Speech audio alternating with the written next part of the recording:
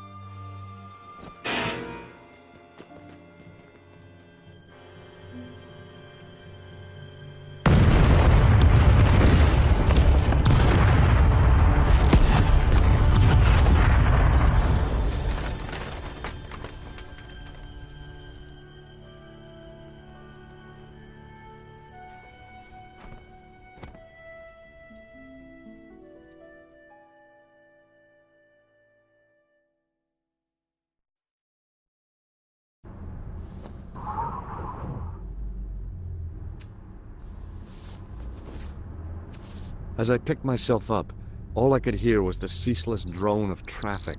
Life went on around me, but the explosion was to change my life forever.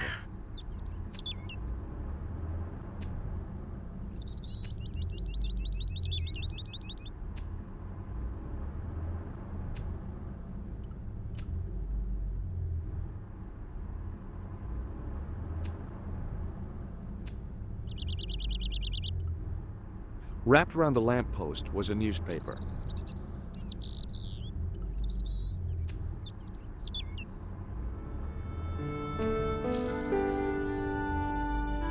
The leading article referred to the visit of a Nobel Prize winner from some unpronounceable Eastern European state. That was the only news story. The rest was rumor, gossip, and sensationalism. Then I noticed the writing at the foot of the page.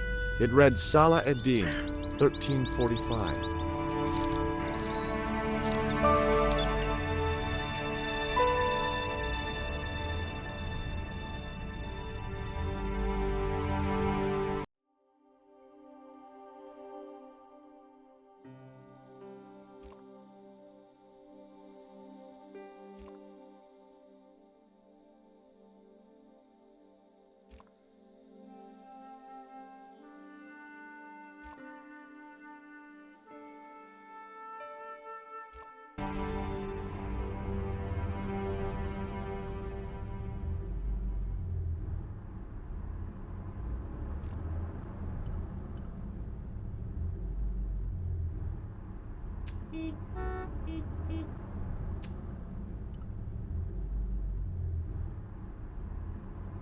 I contemplated crawling under the umbrella and pretending none of this had ever happened. The umbrella had protected me from the bomb blast, but it was of no use to me now.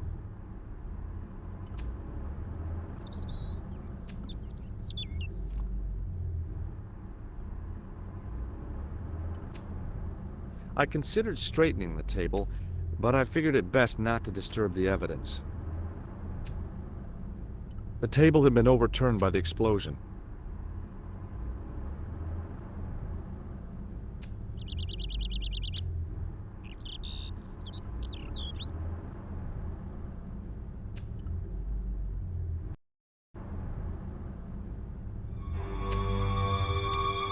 Please, hold it right there. Whoa, don't shoot. I'm innocent. I'm an American. Can't make up your mind, eh? I demand to see the American consul. Drop your weapons and get down on the ground.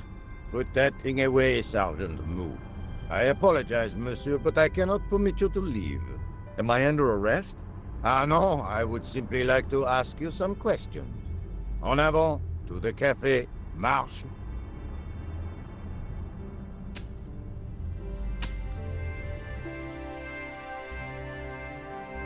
What a mess. This bombing is an outrage, is it not? Stop that, monsieur.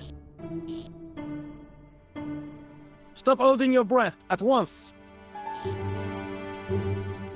Has it occurred to you that he may be dead, Moo? Oui, monsieur.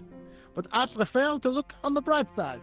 Besides, I recall a case where the killer escaped by feigning death. However, in this case, the man is quite dead. Clearly, the killer knew of his presence and... How many times have I warned you about premature extrapolations? All we know is that he is dead. it seemed reasonable to assume... A great detective assumes nothing. Take Maigret, for instance. But he was a fictitious character, monsieur. Why, he was no more real than Poirot or Tintin. That's different, Moo. They were comedy Belgians. Anyway, it is unlikely that even you will learn much from talking to the dead.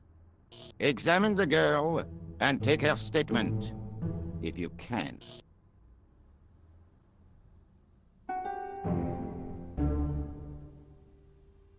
Et maintenant, to business.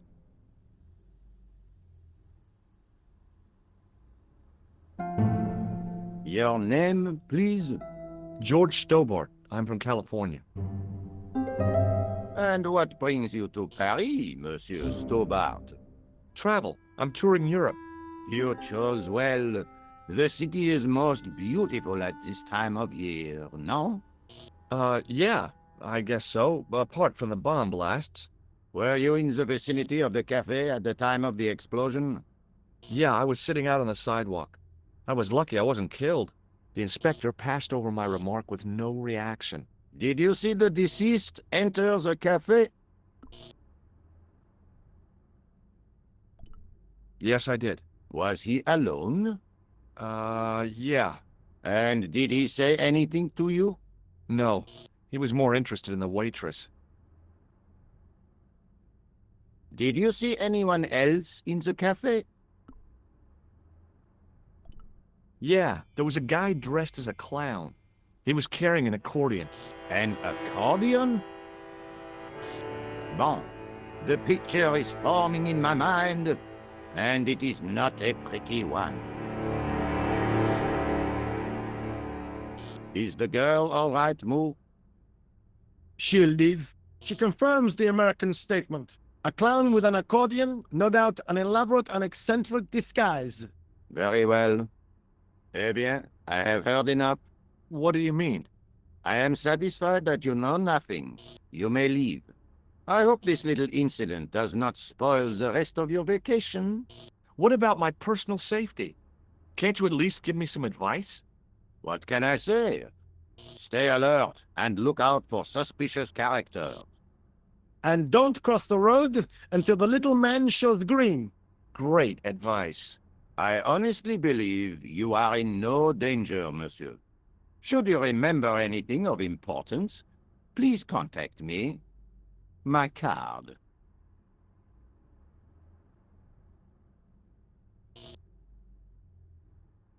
Thanks. That is all. You may go.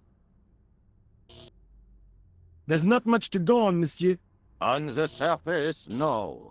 but what lurks inside the subconscious. If the door can only be opened. Are you serious, monsieur? I thought your interest in psychic detection was purely academic. Academic? You are about to witness a scientific breakthrough.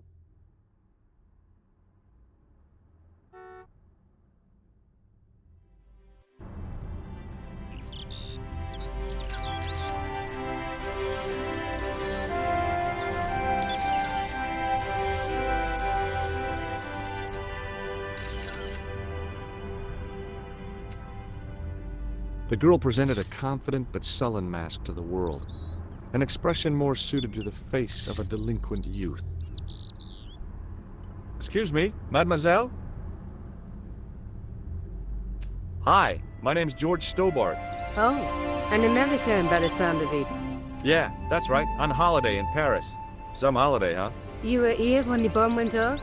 Sure was. Sat right out front of the cafe. Did you notice a middle-aged man, maybe 60, with an hat and overcoat? I couldn't believe it. She hadn't even asked how I was feeling. Yeah, he went inside just before the bomb exploded. You weren't related to him, were you?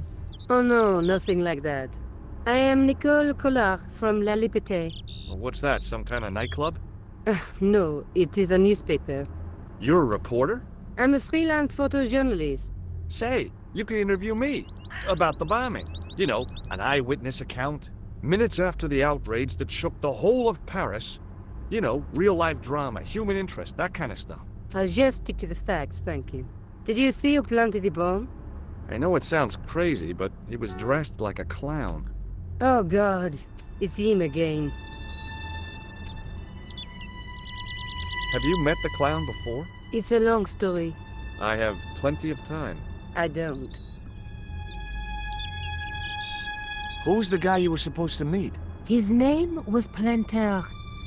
I didn't know him, but he called me last night. He said he had a story which would interest me. He asked me to meet him at the cafe. I guess I'll never know what he wanted to tell me. Not unless you have Rosso's gift for psychic interrogation. Why won't you tell me about this clown? Why do you want to get involved? Because he almost killed me. Isn't that reason enough? I guess so. Listen, I'll give you my phone number.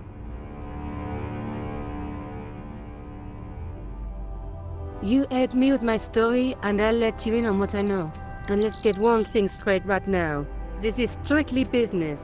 Okay, it's a deal. I have to go develop these pictures. À bientôt, monsieur. Fine, I'll, see you soon.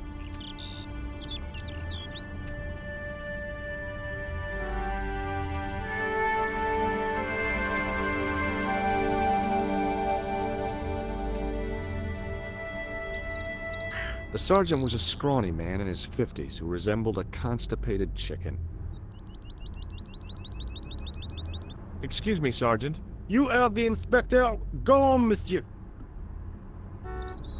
I really did see the clown. He ran into the alley across the street. Did you follow him?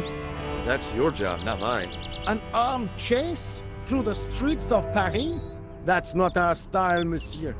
Inspector Rosso may be unorthodox, but he's not crazy. How did you and Rosso arrive at the scene of the explosion so quickly? You arrived within minutes. Was it a tip-off? Inspector Rosso's sources are a perpetual mystery to me, monsieur. There are some who say he has made a pact with the devil.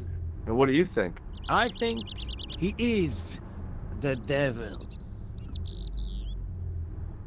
What is Rosso doing with that girl? He is giving her the once-over, as you Americans say. Huh? Once he gets his teeth into a case, nothing will shake him off. Was he serious about all that psycho-detective stuff? Of course. Inspector Rosso is a pioneer and a visionary. His revolutionary methods, once perfected, may change the face of law enforcement forever. I can't see it taking off in L.A. I was one of the last people to see the victim alive, Sergeant. Does that worry you? Yes, it does. I feel I owe it to him to find his killer. That is best left to the authorities, monsieur. Did he speak to you? Tell you anything? No, he just grinned and nodded. Don't let it trouble you, monsieur. Go home and try to forget. I know the identity of the dead guy. His name was Plantar. Is that so? You knew him, did you? No, but We'll know everything there is to know about him soon enough. I'm trying to be helpful here. The best way you can help us is to go home, monsieur. I found this in the street, Sergeant. That, monsieur, is a newspaper, no? There's a note written on it.